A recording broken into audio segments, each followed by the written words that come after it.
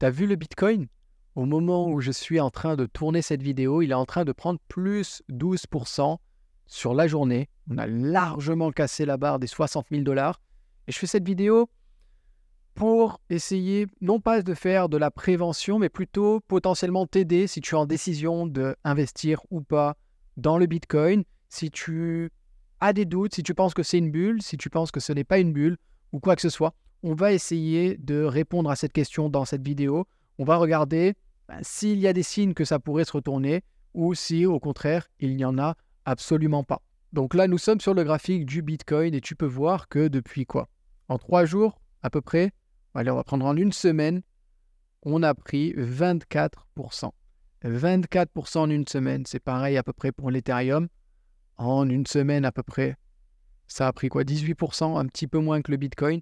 Et ça monte vraiment, vraiment en ligne droite, tout droit vers les plus hauts historiques, qui étaient à 69 000 $, 68 000 $. Eh bien, on a l'impression que c'est en train de se diriger vers ça. Est-ce que ça va le faire? Très bonne question. C'est très difficile de le savoir maintenant. C'est très difficile de dire est-ce qu'on va y monter ou pas. Quoi qu'il en soit, ça monte quand même bien trop vite. Est-ce qu'on a une explication pour cette hausse? Il y en aurait... Alors, c'est plutôt une accumulation de choses. La première, c'est qu'on a le halving qui arrive en avril. Et le halving augmente de la difficulté pour les mineurs. Et ça fait que, en général, le Bitcoin augmente à cette période. Je ne vais pas te détailler exactement ce que c'est. Tape halving Bitcoin sur YouTube. Il y a des dizaines et des dizaines de vidéos qui vont t'expliquer en détail à quoi ça correspond, ce que c'est. Ensuite, on aurait autre chose, des gros fonds d'investissement comme par exemple MicroStrategy qui continuent d'accumuler du Bitcoin. Ils ont ajouté plus de 3000 Bitcoins en plus. Donc ça leur fait plus de 134 millions de pounds en Bitcoin. On a également Donald Trump qui mènerait une sorte de campagne politique où il annoncerait qu'il serait plutôt pro-Bitcoin, où il aurait déclaré « I can live with it ». Donc il faut bien comprendre que les présidents, etc., dans leur campagne, ils ne vont pas faire des annonces en disant 100% Bitcoin, à moins que tu sois le Salvador ou des trucs comme ça, mais c'est quand même assez positif. Et c'est une accumulation de toutes ces choses. En plus de ça, on ajoute l'ETF qui est sorti il y a quelques mois, qui pousse le marché vers la hausse. Aujourd'hui, dans le Fear and Greed Index, on est en extreme greed. Ça veut dire on est en avidité extrême. C'est pas le maximum, on est à 82, hein. Bien sûr, on peut aller plus haut, mais on rentre dans le moment où, quand on a une avidité extrême, les gens se disent « je ne peux pas perdre, il faut acheter du Bitcoin parce que ça ne peut que monter. Si j'achète du Bitcoin, je vais gagner de l'argent. » Et dans tout ça, il faut que tu prennes en compte qu'il va y avoir les spéculateurs, donc ceux qui veulent acheter du Bitcoin juste pour une semaine, pour quelques jours, pour essayer de tirer profit de la tendance, pour essayer de tirer profit de l'explosion. En même temps, tu vas avoir des gens qui seront plutôt long terme. Et en même temps, c'est là où tu vas commencer à voir ce qu'on appelle les pigeons des marchés financiers. Parce que les pigeons des marchés financiers, qu'est-ce que c'est? Ce sont les personnes qui s'intéressent à un actif parce qu'il monte. Et qui, dans leur tête, il se passe qu'ils voient l'actif monter. Ils se disent « putain, il ne faut pas que je rate l'opportunité. C'est maintenant ou jamais. Il faut absolument que j'y aille. » Et ils ont peur. Ils ont peur d'avoir l'air con dans 2 ans si, par exemple, le Bitcoin continue d'exploser. Est-ce que ça veut dire que le Bitcoin va corriger? J'en sais rien. Je n'ai pas de boule de cristal. Est-ce qu'il va continuer à aller encore plus haut? Peut-être. Est-ce qu'il va redescendre? Peut-être. Je n'en sais strictement rien. Personnellement, moi, j'ai investi dans les crypto-monnaies. Ça fait déjà depuis 2016-2017 que j'investis un peu dans les cryptos. Ça ne représente pas plus de 10-15% de mon patrimoine. Important à souligner, pas plus de 10-15% de mon patrimoine pour moi. Et en plus de ça, j'ai accumulé un petit peu lors du dernier bull run et aussi pendant la baisse du dernier bull run, j'ai accumulé quelques petites cryptos dont j'estime elles ont un fort potentiel. Maintenant, si tu t'intéresses aux cryptos à l'investissement que maintenant, il y a fort à parier que ce ne soit pas pour les bonnes raisons. Il y a fort à parier que tu ne t'intéresses pas aux cryptos pour la technologie, pour les solutions que ça peut apporter dans notre monde, pour les cryptos en tel quel, mais que tu t'y intéresses juste pour vouloir gagner de l'argent.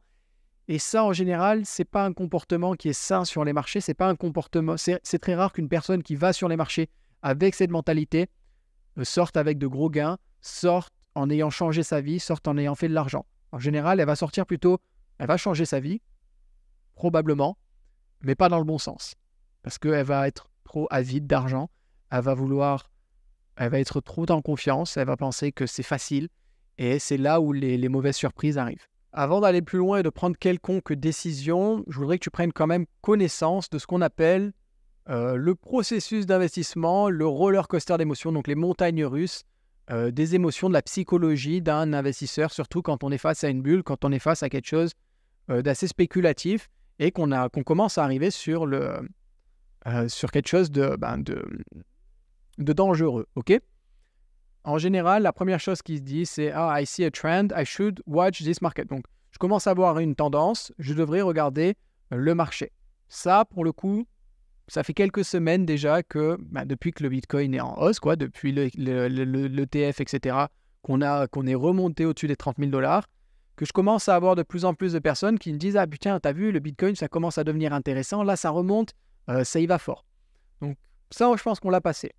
Ici, le mec va plutôt se dire « Ok, je ne peux plus attendre, c'est le moment où il faut acheter, la tendance est clairement haussière, il n'y a que des profits à prendre. » Là, ça continue de monter un petit peu, le mec se dit « Putain, heureusement que je n'ai pas attendu pour acheter. » On a une petite correction, ok, très légère correction qui arrive.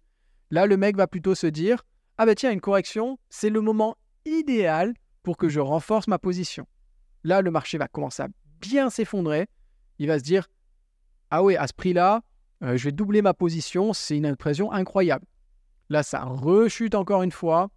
Je ne peux pas y croire, le prix maintenant devrait se stabiliser. Ça devrait être le bottom, la fin de la baisse. On arrive encore à la prochaine étape. Pourquoi est-ce que les banques, les institutions financières, les banques centrales, le gouvernement ne fait rien pour nous protéger de ça?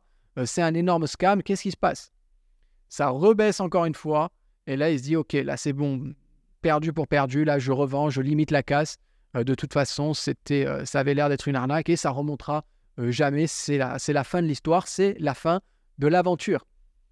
Ça baisse un petit peu et encore une fois, ça confirme, un petit peu comme au moment de l'achat, ça confirme, ah tiens, j'ai pris une bonne décision, le marché rebaisse, j'ai bien fait de tout vendre. Ça remonte un peu, là le mec va se dire, ah ben tiens, ça remonte, mais de toute façon, ça va rebaisser. Ça rebaisse, ah qu'est-ce que j'avais dit? Et là, la tendance repart à la hausse. Qu'est-ce qui se passe? Qu'est-ce qui est en train de se passer? Ça continue de monter.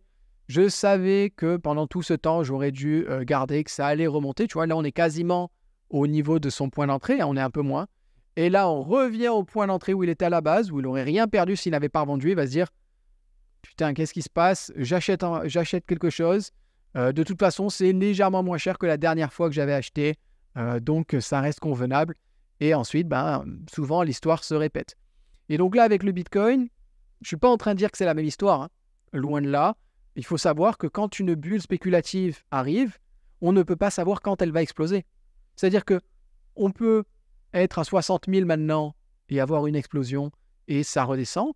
Ou alors, on peut monter pendant 1 an, 2 ans, 3 ans à 100 000, 200 000, 300 000 $. Il faut comprendre une chose, c'est que quand il y a eu la crise des subprimes, le marché a explosé en 2007-2008. La bulle a explosé et tombé en 2007-2008. Mais tout ce qui a précédé ça, c'est une hausse énorme du marché des années 2000-2001 jusqu'à 2007. C'est-à-dire que pendant 7 ans, le marché était irrationnel et les prix montaient beaucoup trop par rapport à ce qui devait monter normalement, par rapport à ce que le rationnel voudrait. Donc là, il peut se passer la même chose. On peut se retrouver pendant 5 ans, avoir une hausse et à se dire que, putain, j'aurais dû rentrer. Donc, la chose à retenir de ça, c'est que si tu viens sur le Bitcoin juste pour faire de l'argent, que tu es un investisseur particulier, tu n'as pas de grandes connaissances dans le monde de la finance, que tu n'es pas un investisseur vraiment aguerri, averti, et que tu veux faire de l'argent, je pense que tu risques de te cogner à un mur et ça risque d'être assez douloureux pour toi. Surtout si tu prends d'énormes risques, surtout si tu mets plus de 5 ou 10% de ton capital là-dedans, fais attention. Maintenant, si tu as de l'expérience dans l'investissement, que tu es convaincu de tout ça et que tu as déjà, en général, si tu as de l'expérience et que tu es convaincu de tout ça, tu aurais déjà commencé à investir quand le Bitcoin était à 10 000 $, à 20 000 $, etc. Là, c'est un petit peu tard pour t'y mettre, mais pourquoi pas, si tu as vraiment une vision très long terme de 5 à 10 ans, a priori, il y a des chances quand même que tu t'en sortes gagnant. Maintenant, le marché est très jeune. Le but de cette vidéo n'est pas de te décourager à investir dans les cryptos. Ce n'est pas de te dire que ça va monter, ça va baisser. La réalité, c'est que personne n'en sait rien et j'aimerais que tu gardes ça en tête. Vraiment, la morale de cette vidéo, c'est que personne ne sait ce qui va se passer. Ça peut très bien monter comme descendre.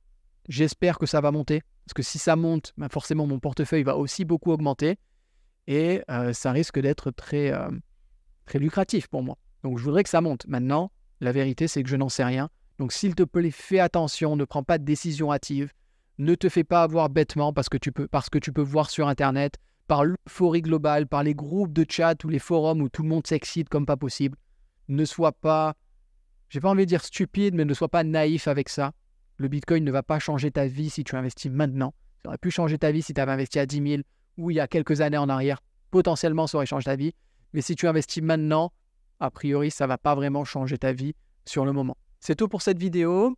Si tu es pro-Bitcoin, contre le Bitcoin ou quoi que ce soit, dis-le moi en commentaire. Ça peut être intéressant de débattre, de voir les différentes opinions, bien sûr dans le respect et la bonne humeur. L'idée, c'est de parler de ces opinions, d'en débattre et de voir ce que ça peut donner et si ça peut être quelque chose d'intéressant pour tout le monde et surtout de partager de l'information de façon la plus transparente possible. Donc, dis-moi tout ça en commentaire, histoire qu'on en discute et qu'on voit qu'on partage un petit peu toutes ces opinions. Si ce genre de vidéo te plaît, ça sort un petit peu du cadre de ce que je fais sur la chaîne, lâche un pouce bleu, abonne-toi en activant la petite cloche pour ne rien rater de mes prochaines vidéos. Je te dis à très vite pour une prochaine vidéo. Ciao, ciao.